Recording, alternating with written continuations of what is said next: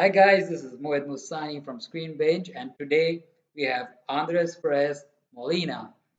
Uh, Andres has been, first of all, hello Andres. Hello, Mahid. Very nice to meet you. Pleasure for It's a this pleasure to opportunity. meet you too. It's a pleasure to meet you too. And how are you doing? I'm doing well, staying, present, grateful, and positive. Uh-huh. Can't complain. Uh-huh. So, guys, first of all, I would love to mention something great about Andres, and that is what his talent agency CEO mentioned to me, and it is his exact words. Uh, Madden Talent is honored to represent Andres Perez Molina not only for his impressive resume in film and TV, but with his inspirational recovery from a serious injury, all speaking volumes about his awesome ability to succeed at whatever he wants to do. That's what Tom Madden said to me. So uh, let's just begin with your injury and how it felt and what you went through, and then we'll talk about your movies. Okay. Thank you. So 2020, that's been a tough year for everyone. Obviously with COVID and everything. But last August, late August, August 26, 2020, I fainted my backyard patio after a long bike ride. I was biking like 25, 30 miles, kind of relieving my stress. And Uh-huh. supposedly I was a little dehydrated and some emotional stress built up from this whole pandemic. And I fainted as I Right. got up from my patio and I hit my temple on a flower Mhm. pot Oh, in my backyard patio. And I okay. hit the right spot on my temple. And I genetically did not know this, but I genetically have a thin spinal tube. So the impact of that fall, I was out unconscious for 2 minutes until my brother and his girlfriend woke me up. And Oh I my had God. no idea what was going on. I was so relaxed and at ease when I woke up, and they were in shock of what was going on. Uh-huh. And as soon as they tried to get me off the ground, I couldn't feel my legs or my arms. And that's when everything started kicking in, all the panic and freaking out. Right. So long story short with that, got Must have rushed to been the a hospital. very, very scary moment for you. Very traumatic because I woke up after being out for like 2 minutes and I was calm. My brother was so surprised how my reaction where I was like, what's going on? And he was like, Yeah. what do you mean what's going on? You fainted. And I was like, no way. Right. And I had no idea I was on the ground. I Mhm. had no idea there was blood coming down. And so they took me to the hospital, rushed me to the hospital, and I was paralyzed from the neck down. I suffered a cervical spinal cord contusion on my C2 vertebrae. Uh-huh. And I was paralyzed from the neck down for the first week. And Right. I was in denial. I was freaking out. I didn't know what to do at the time. I'm Uh-huh. thinking I'm mid 30s. I'm in shape. I'm healthy. Uh-huh. Why is this happening? Right. And after a week, I basically was able to move my right toes. And then after a few more days after that, I was able to move my right leg Uh-huh. and then eventually moved my right arm. And then they transferred me to trauma and ICU and I was hospitalized for 31 days. Uh-huh. Um, but the thing was my diagnosis was incomplete. So they didn't know what the time frame would be for any possible, movement or recovery.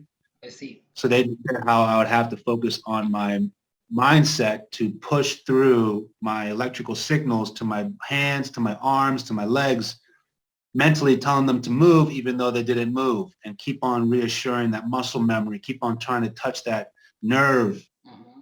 And it was challenging, man. It was psychologically, therapeutically challenging. And every day, all night, I would just pray and just think about moving my hand again. Right.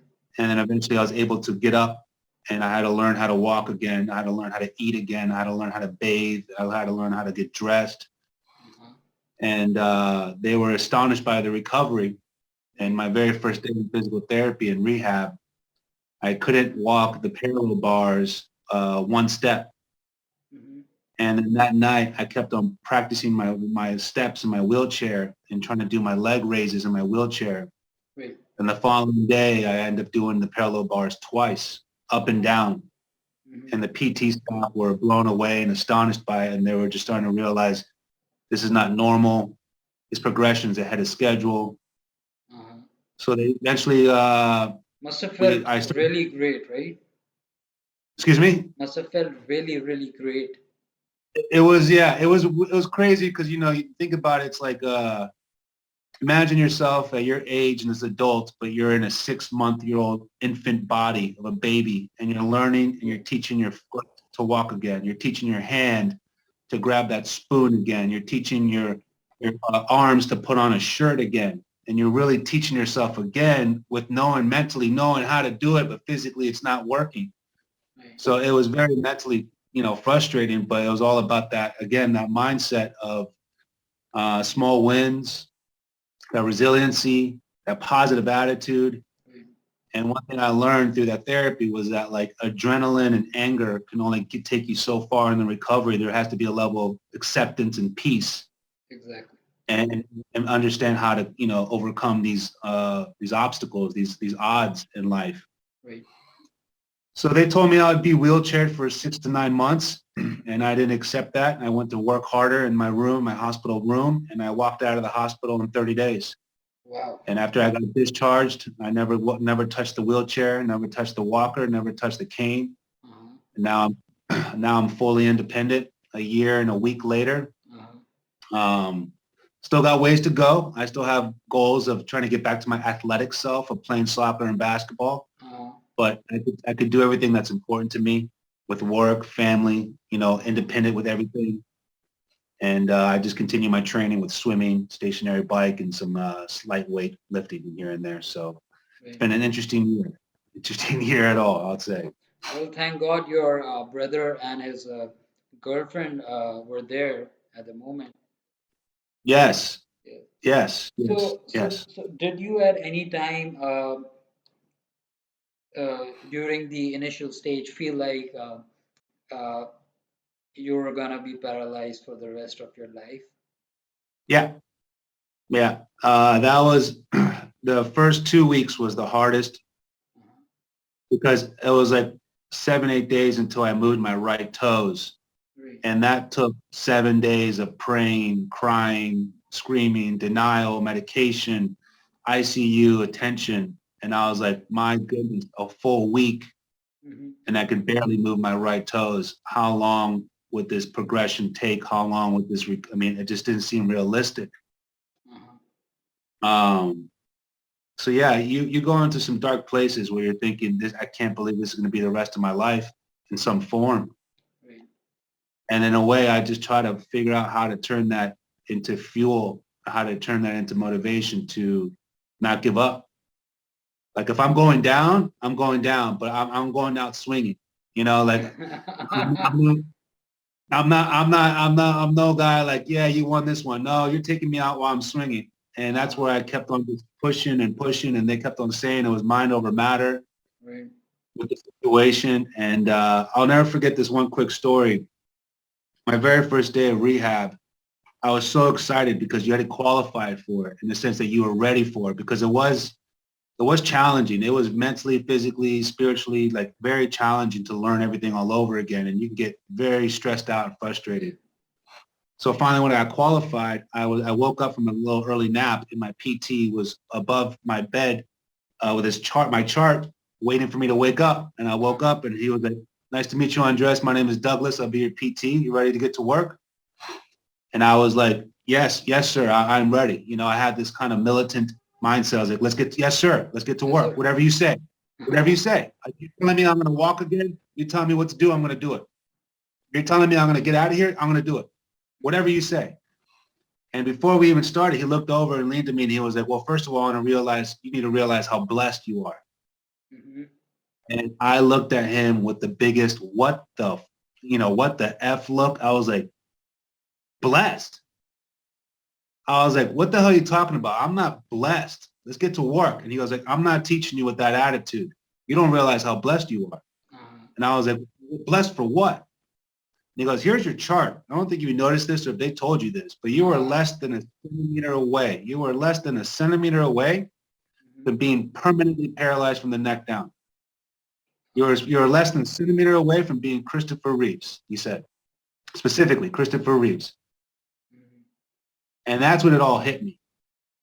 And he was like, people don't get a contusion on their C2. It's so fragile and thin. It's usually a break. Somehow you got a contusion and you Uh-huh. were that small from being gone. Well, And I started pouring tears and everything else. And then I was like, let's get to work. huh. All right. All And right. he was like, now we're talking. That's the attitude I want. And it just transformed me to know that I was blessed to have this opportunity to heal and I wasn't going to waste it. That's beautiful. That's beautiful. Thank you. So it really is a very inspiring story, and I hope that everyone who hears this interview gets the positive energy and this kind of attitude in life to move forward and to not give up until you get what you want. So, guys, here we have an example, a real hero, the one, not the ones you see on the reel. So, he's the actual hero, although he's been in uh, many superhero movies and all, but he's the actual hero in real life. So, Andres, your selection of movies and TV series is impeccable. I mean, uh, it's one of the very best of movies. Uh, if we take, for example, the the Dark Knight Rises, uh, or La La Land, or Netflix's Disjointed, uh, the the Mentalist, and Star Trek in 2009, the marvelous Mrs. Maisel, and she's called Goliath, if I'm pronunciating Goliath. it right. Goliath. Goliath. Okay. So, and then chasing the devil in 2014, and there's a there's a very impressive, choice of movies that you've picked up on. It's not like uh, how some people, just go for anything that they're offered. So it Thank is you. really, really impressive. So, which movie do you think you have enjoyed working for so far? Have enjoyed the most working for so far? I think that's an easy answer. An easy answer. I don't know if you're a superhero fan or a Batman fan, but I am and was a Batman child fan. You know, dressed up as Same here, Batman. bro. Same here. Yeah, yeah. It was that was probably one of the most surreal moments of my life. Yeah. Um, it was just it was like one of those typical Hollywood stories. You know, I was in LA for 16 years doing my acting full time over there. And Yeah. I remember clearly before that even audition happened, I was in my acting class and I had to take a final exam to advance to the higher level of class. And on the final exam, the teacher says, you get to pick the scene that you'd like because we've been always trying to challenge you with our scenes that we pick. Right. And I specifically picked The Dark Knight, Heath Ledger's scene in the Mm-hmm. interrogation room. And she looked at me and she was like, oh, I can kind of see you as a Latino Batman. And I was like, no, no, no, no, no. I want to, I want to try the Joker. And she was like, really? I don't see you as that kind of character. I was like, that's exactly why. I want to see if I can kind of connect with that character. I want to see if I can pull off that range. So I exactly. was in a weird way of like manifesting this in this not only being a huge fan of it, studying the film, but just portraying it. Uh-huh. Months later, I get an audition, and it was a very untitled, secretive, low key, very quiet audition, and it Uh-huh. had no information about the role or the Right. project. Uh-huh. And then months later, my agent calls me and he was like, "So they want to make an offer for the new Batman movie." Well, And I was didn't know what to say. I was like, "What?" And he was like, "Yeah." And I didn't know who I was talking to. I didn't know what the scene was. I didn't even know my role. uh-huh. And so then a PA comes to my apartment that night and drops off the script, personally drops off the script, and he goes, "Congratulations, looking forward to working with you. You have no idea how many people wanted this role." And I was like, I can only imagine, but I'm looking forward to it and I'm honored. Right. The next day I show up to set downtown LA. I show up to set 2 hours early because I'm like, what else am I gonna do at home? I got my lines, I got my preparation. I don't want to wait around. I showed up early. Right. And so to that moment, I didn't know who my scene was with because they blacked out the dialogue name of the character I was talking to. Right. But I had my stuff ready. So I showed up early and they were like, "Oh, Andres, you're early. Welcome. Well, look, why don't you just check you into your trailer, and then if you want, you're ready, you can grab some food, and then hair and makeup will wait for you at the trailer." And I was like, "Great." So I go to the hair and makeup trailer and I walk in and Christian Bale is right there. Right. And I'm a huge Christian Bale fan. Right. And he's right there. He's talking to the makeup and hair staff. And I sit next to him and I, greet him with a nice fist bump. And I was like, "Mr. Bale, it's a pleasure." And he was like, "And your name?" And I was like, "Andres." And he was like, "Pleasure's all mine." Gentleman, nice guy. Yeah. So then finally, I don't want to interrupt his talk and all that. So eventually I'll just kind of, feeling out the situation. Uh-huh. And eventually he was like, "Andres, so who are you playing?" And I was like, "Oh, I'm the valet guy, and I have a scene with, I'm not sure who yet, but I have a scene to deliver a car and pick up a car and Uh-huh. drop off a ticket, pick up a ticket. Very valet basic." Right. And he looks at me and I was like, "Well, I'll see you on set." And I was like, "Okay, that makes sense. I'm valeting Bruce Wayne's car. I'm his personal valet. All right." Now that's how I found out. That's how I found out my scene was with him. Oh, And I was on cloud nine, went back to my trailer, just almost overanalyzed every single letter and word of my script. right. And then we show up the set, and then Christopher Nolan comes up, and he's just one of my favorite directors. And it was just a dream come true working with them. And Yeah. it was unreal, unreal. Yeah. I was actually going to ask you how it was interacting with Christian Bale on the set, and you know, the movie had other A-listers as well, such as Tom Hardy and Anna Hathaway and Morgan Freeman. So uh, all these A-listers have this something special, something larger than life uh, in them that makes you feel so special when you meet them. And I've never met a celebrity who is rude or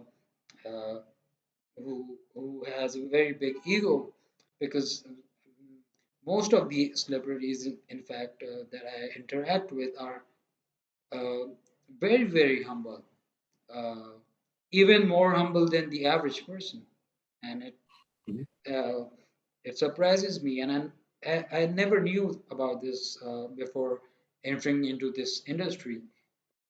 So yeah, and then another very hit film that you were a part of. Do you mind if I Yeah, add in sure, why? sure. Something I've been learning. I've been doing this for 20 years, and Uh-huh. I could agree with you. The celebrities and actors and talents I've worked with all the time, Yeah, the most successful ones are the most humbled, approachable, professional, hardworking ones. And when they have this aura that you mentioned, it's one thing that I've learned, that in the acting industry, not only is it such a grind and a hustle and a struggle to pursue something for so long uh-huh. that you really get humbled by. Yeah, but it's also the study of the craft that you start to learn more things about yourself than you would normally in other professions. It's a very artistic approach to analyze who you are and who you're not. It's almost Right. very psychological and therapeutic to kind of try to purposely put yourself in uncomfortable positions Uh-huh. to try to find comfort. And when you kind of extend that range in who you are psychologically or emotionally, Right. you're a very calm, collective person because you're like, you're not going to tell me anything about myself that I haven't even researched, portrayed, performed, or acted in. Trust me. So you can go ahead and criticize me. You can deny me. You can say, no, the job is not yours. That becomes a level of strength where you just accept all the denials in the industry and you Uh-huh. keep on pushing forward because you're literally studying yourself just like you would working out with muscles. You know, you build this strength, this muscle that you're like, let's go. Let's keep on going. Your skin gets thicker. Yeah. And when through that hard work and through that struggle, you become more appreciative, grateful, and humbled for any good opportunities or people that you might meet. And Right. that's where that aura kind of comes in a sense. And that's where I've noticed, been blessed to have that experience with a few people that I'm like, God, they're so cool. Man, she's awesome. No wonder she's like that. You know, and Yeah. it's just because they really take the time to analyze themselves. And Yeah. that's not an easy thing to do. And a lot of them have had very small and humble beginnings, which Yeah. keep them connected to their roots. Yes, exactly. Exactly. I was speaking to Chris Warner about this new uh, Willy's Wonderland, where Nicolas Cage plays the lead role, and I asked him how was it interacting with Nicolas Cage, and he said, "Well, he just brings magic to the set, and he brings so much energy and takes so much ownership of the project that he'd be going around and checking out the makeup people and the set and settings and the lights and everything. He'd take Mhm. complete ownership of producing a completely perfect project. Yep. Yeah. Yep. uh, 100%. yeah. So La La Land was also a very successful movie, but I must ask you that it's not the kind of genre that you usually do. No, Yeah. no. So how come It- you signed up for it? Well, here's a story of things don't go your way, but you keep on pushing through Right. because it's something out of my control in a way. For one, like you said, the musical side is not who I usually do. I don't do sing or dance, but my character wasn't a singer or a dancer. It was just a normal, everyday person. But again, a quick crazy story about, manifesting things. This was months before the audition, and I was taking a summer school course at Santa Monica College, and I was taking a class on Alfred Hitchcock because I always wanted to learn his method of, directing and cinematography because he was the guy at the beginning. He started everything. Right. And one of my final exams was to write about a current movie that inspires you to today and how you're going to put your life story in an Alfred Hitchcock kind of concept. Mm-hmm. So I specifically picked Whiplash, directed Ah, by Damien Chazelle, one of my favorite wonderful movies. movie. Wonderful. Exactly. So Miles Teller, his character was so focused, so driven that he had no distractions, no girlfriends, nothing else. He was like, I want to be great, not just good. I want to be one of the greats, not just great. And I just kept that just kind of stuck with me because I was in LA with no family. I went there on my own and I wanted to stay in that zone. Right. So I wrote about that movie and I wrote about the Hitchcock style and my goals. Mm-hmm. And then 3 or 4 months later, I auditioned for a movie called La La Land. And I was like, interesting. So I check out the IMDb and I see Damien Chazelle. And I'm like, wow, that is, I don't know if you want to call that coincidence or not. I was like, yes, I'm auditioning for it. So I booked the role and I play basically a customer at Emma Stone's barista, Yeah. where she's working. and my character was basically flirting with her as I order like a croissant and coffee at her coffee shop. Yeah. So I film it. I meet Damien Chazelle. I meet Gosling, awesome guy. I meet Emma Stone. She's amazing. Everyone's great. I tell Mr. Chazelle my story, and he was like, "Well, what'd you get? What was your grade on the exam?" Uh, I was like, "Well, A." And he was like, "All right, good." And I was like, "It's an honor. It's an honor to be here." uh-huh. And so that whole movie comes out, and then the buzz after production comes out of how big this movie might get before the award shows. Right. And obviously, I have a small supporting role, so I'm not really notified if my scene is in it or anything else. Small supporting role. Mm-hmm. So I decided to take my whole family, where I'm originally from, Washington D.C. I come back home for the holidays in D.C. and I take my whole family out to dinner. And I take Right. my whole family out to the movie theaters to watch La La Land. Uh-huh. And I was like, this is a modern musical. It's supposed to be a big thing. There's a lot of buzz behind it. One of my favorite directors directing it, and I have a great scene with Emma Stone. So we Uh-huh. watched the movie, and we noticed through the storyline that my scene didn't make the final cut. Uh-huh. Oh. I know. So I was like, mm, that stung. That stung. And overall, it didn't need it. The movie didn't need my scene, to be honest with you. The movie was so flawless. It's not like I'm going to be selfish and say, well, where's my scene? The movie sucks. No, the movie was amazing. It broke records of awards. It Uh-huh. didn't need it. It really didn't need it. Yeah. So after the dinner and everything else, I'm flying back to LA, and I call my agent, and he was like, I know, I'm sorry. That's just how the industry is. And I was like, no, I'm not really mad about it, but how do we use this? How do we capitalize on this buzz that I was part of the movie but didn't make the final cut? Right. And he was like, well, I'm going to be hitting up all the studios. He said, Michael Zanuck Agency. And he was like, I'm going to hit up all the studios and say, my client, Andres Perez Molina, casted in La La Land. Not in La La Land, casted in La La Land. Which gives you that association knowing that you were in that world, you were part of that casting, you were accepted in that sense of that success, but out of your control for the final cut. Right. So we will capitalize on this credit and this, network. And I Right. was like, I love them. And that opened up more doors to audition. So that's where it's like, even in the industry where you can think like you book the role, you film it, you meet the people, you're in love with it, dreams coming true, Uh-huh. but then it doesn't work out. Are you going to stay down and basically complain and be selfish? Or are Yeah. you going to try to turn the negative into a positive and use that as fuel to keep on going? Yeah. And that's exactly what we did. Yeah. You can always, turn an adverse situation uh, into a very, very successful situation if you Yes. have the uh, mental control over yourself. If you Yep. can take things lightly and think strategically, I think uh, you can make wonders out of dust. Yes. Yes. 100%. Yeah. So disjointed, huh? Disjointed really excites me. So,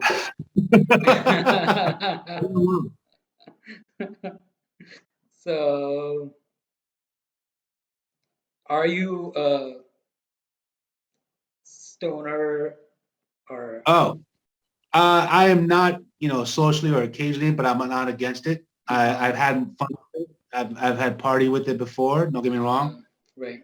I'm 420 friendly in a way where I'm cool with it, but it's not my thing anymore. Uh-huh. I've, I've already had my fun with it. Don't get me wrong. Yeah.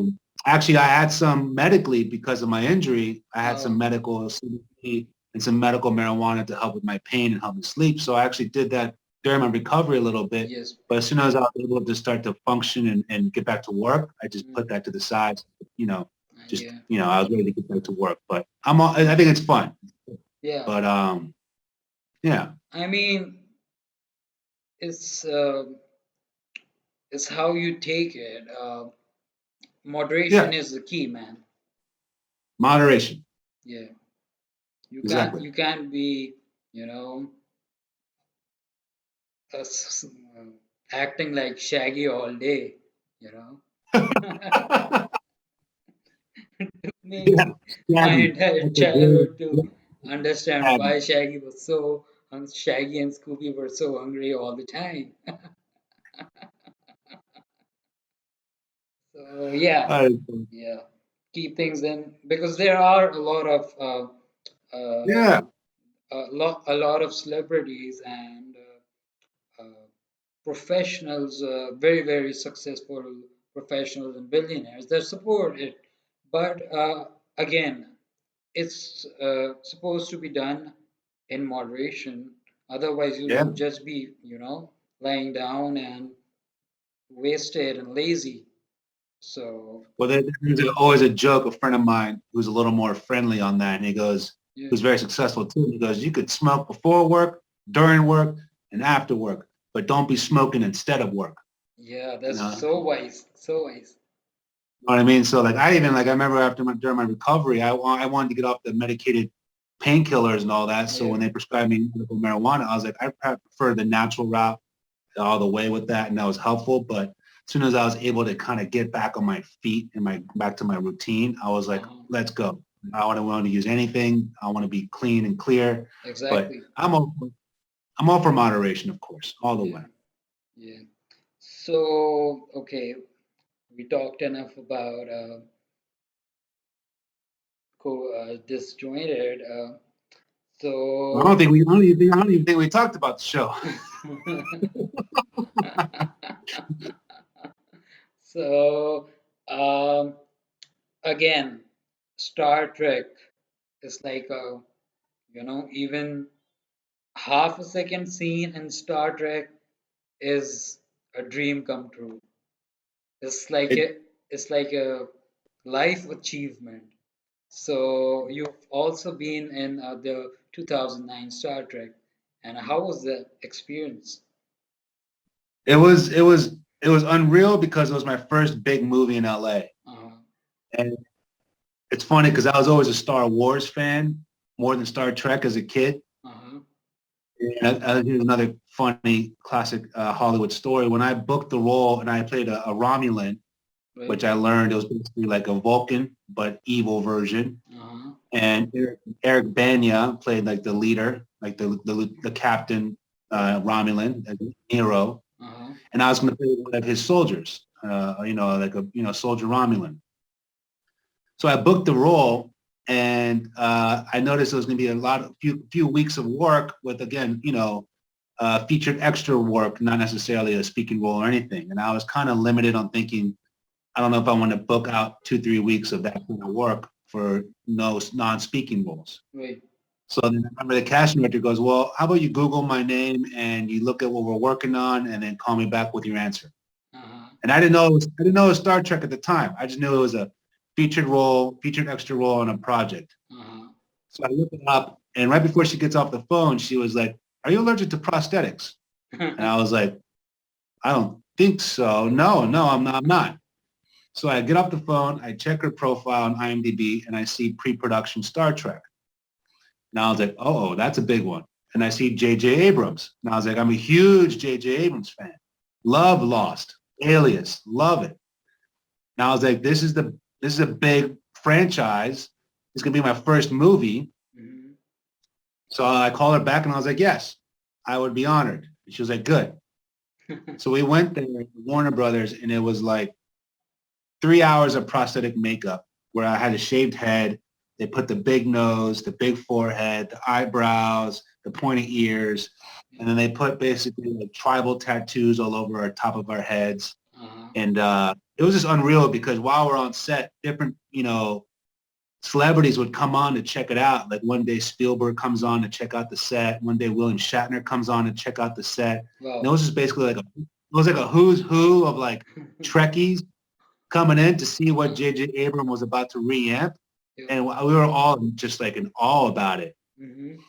So I remember clearly about that half second, 1 second scene that I have was that I noticed it was me and 9 other soldiers, and then everyone else had speaking roles. And Uh-huh. all 9 of us soldiers had tribal tattoos. And so while J.J. Abrams was directing us about what's going on in the scene in our spaceship, I noticed everyone was using the prosthetic and the makeup as their character and wasn't doing anything extreme with their mouth because this was so frightening. Yeah. Everyone talked normal, Uh-huh. right? This is very scary, very frightening. But everyone just kind of just would keep their mouths normal or ad lib in the Right. background. So I was like, you know what? I'm gonna tune in and try to connect to an animality of this character. How often am I going to play a Romulan? So every time I pass the camera screen, not trying to grab the camera attention, of course, I would just growl like that. Yeah. So camera's right here, and I would just walk past and just keep on going. So I do this for the first couple of days, and then J.J. Abrams comes up to me, and he was like, "I like what you're doing there." And I was like, "What?" He was like, "Yeah, with the mouth, bringing some animality to it. I like that." And I was like, "Well, thank you, sir." I was like, "I figured why not? If I can't do it as a Romulan, when can I not?" And I got these big teeth, and I was like, let's use it. That's So he was that's like, that's very intelligent. Uh, like this is how you differentiate yourself from all the rest of yeah, the crowd. That's very impressive. yes. Very impressive. And without stealing the attention or, trying to grab the limelight, you're just Right. focusing on your stuff, noticing you're going to take a chance or a risk, be a little fearless with your character choice that Right. complements what's going on. Exactly. So then he comes up to me, he was like, I want to give you this solo scene. And I was like, yeah. And he was like, all right, here's a green screen. And imagine a black hole is about to eat your whole ship.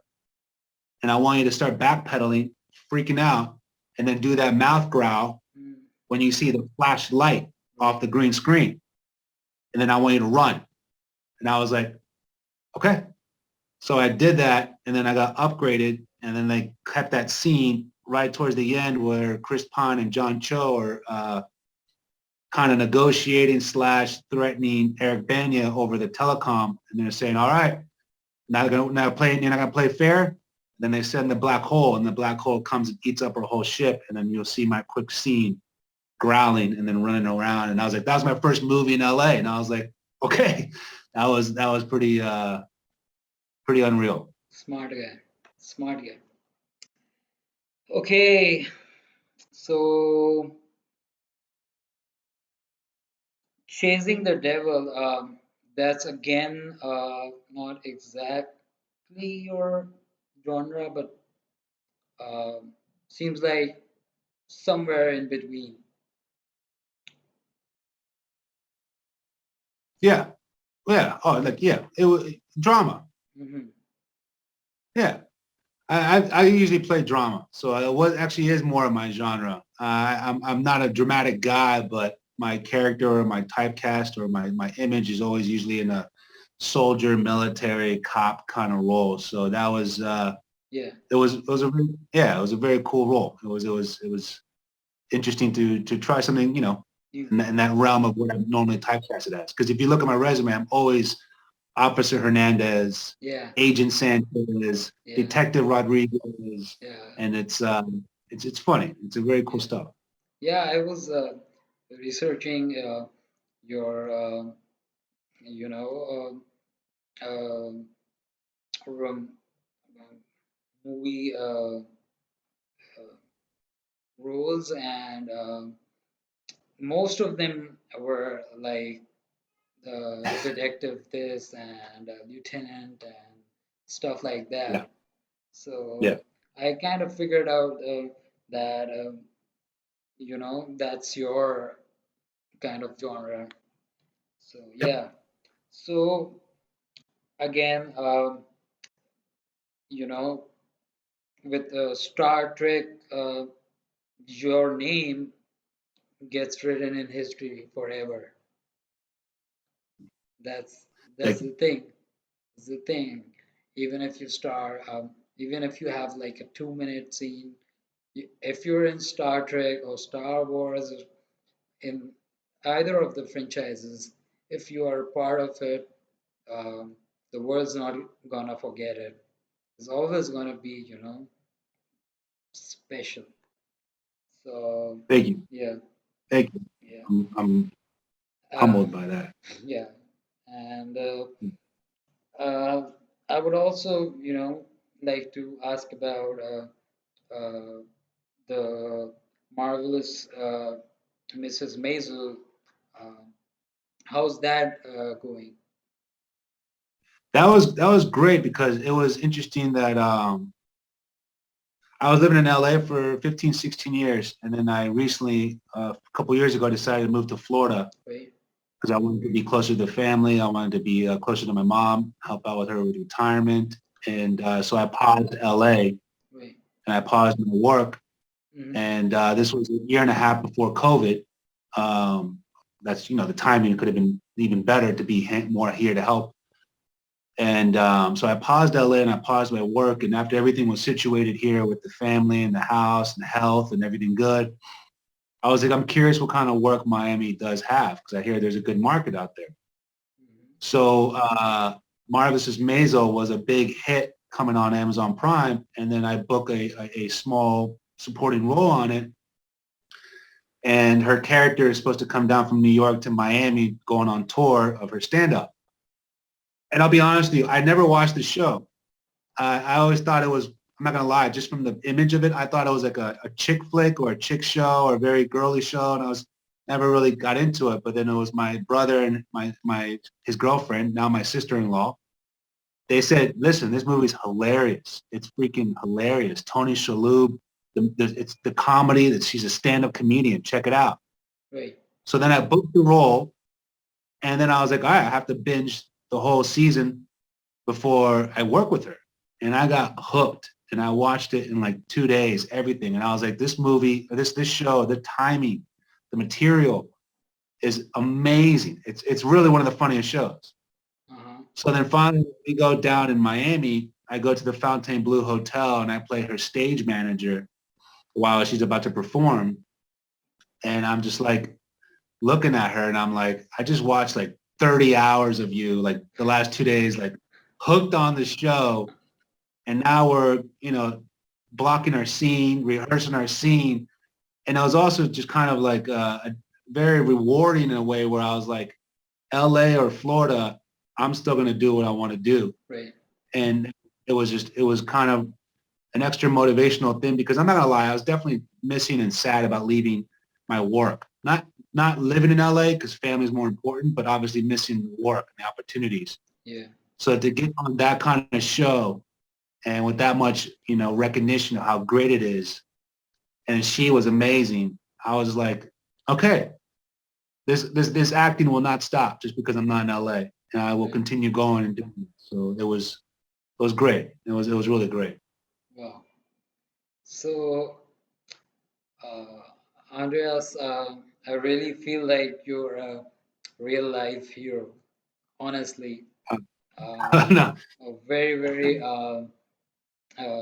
motivating. Your story is very motivating. Your mindset, it's very strong, and it's just amazing the way you look at things, and you know try to create a difference in what other people might do uh, without any improvisation or anything. So all the best for your future projects. thank you. Anything new coming up? Well, a few things, but there's one thing I wanted to add about the superhero thing, which is another funny, crazy story. Again, I have these crazy stories. Um, Early July, past July, I got casted for a stand-in job for Henry Cavill. Well, And so I worked with Superman. And it was one of my first jobs back on set after my recovery. wow, It was the week of my birthday. beautiful. And I physically wasn't sure if I could stand in for someone for that long of a day because usually I need to rest after a couple hours, put my feet up, ice my knees, heat pad, all that, or stretch. Great. So it was so ironic. I was like, I'm going to stand in for Superman. And I don't even know if I can physically handle the standing duty. So I told my agent, I was like, don't worry about it. I'll bring the Tylenol with me. I'll take it. See, that's And he that's was, the mindset I'm talking about. Yes, yes, and it was for a Muscle Tech product company. He's the sponsor for, and he suffered an injury on set, a bad leg injury, and Muscle Tech helped him recover and heal and retrain everything back to who he is now. Great. So after we finished and wrapped, I went up to him and talked to him, and I was like, it's an honor to be working with you. I'm a huge fan, but you have no idea how inspiring it is to be with you doing this job after this year I've had, knowing one of my first jobs back is being with Superman is just more it's more impactful than you think. So I told him quickly about my story, and he just gave me the biggest hug, and he was like, "You're the reason why we make these ads. Don't ever give up." And Wow. I took a picture with him, and it was just that extra fuel. Again, something in Florida which I didn't expect, especially after this recovery, which I didn't expect, after COVID, which you didn't expect, that you still keep on pushing through no matter what happens in life. Keep that positive attitude, be grateful, be present, be positive, and push through because, it can happen. Right. So, anything that you would like to say to your fans or people in general?